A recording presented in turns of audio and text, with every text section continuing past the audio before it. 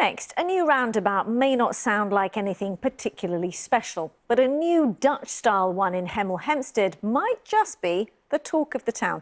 Let me explain. This is what it looked like before. A regular roundabout we're all pretty used to seeing, where drivers give way on the right. Well, this is what it looks like today. There's a dedicated space around the entire junction for cyclists, you can see it in green, separated from the vehicle traffic.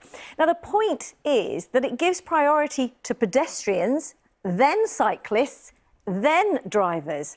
Well, today, people in the area have been getting to grips with the new layout. One of them is our reporter, Briohny Willams, who has spent the day there. Hi, Briohny, tell us more. Hi there. Well, they're called Dutch-style roundabouts because they were created in the Netherlands and they're very common there.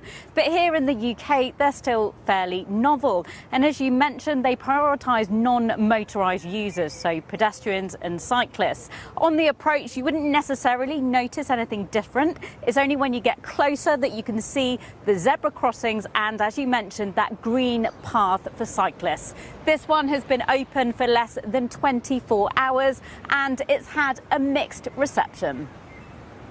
This is a Dutch-style roundabout.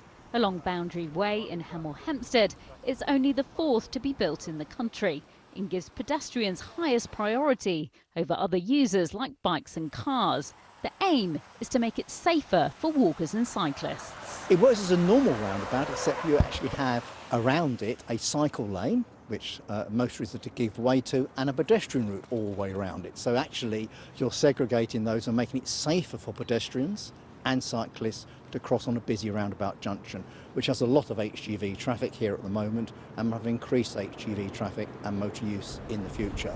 But a similar roundabout in Cambridgeshire saw more collisions in the first few years after it opened. So to try and help road users navigate this layout, Hertfordshire County Council published a video guide online, which has been viewed over 20,000 times. It's to stop scenarios like this from happening.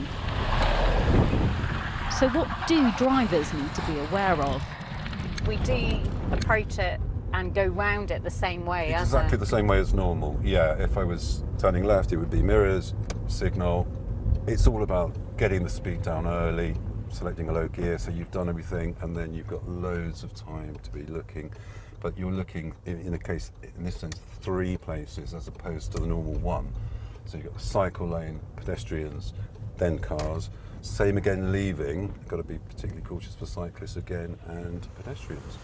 Years in the planning and at a cost of around £2 million, the roundabout has its critics. I run the highways people up when they were doing this and I said, nobody uses this except lorries, tankers and us to get out of Maylands. And the caravan people. There's never any cyclists, maybe at the weekend, that's it.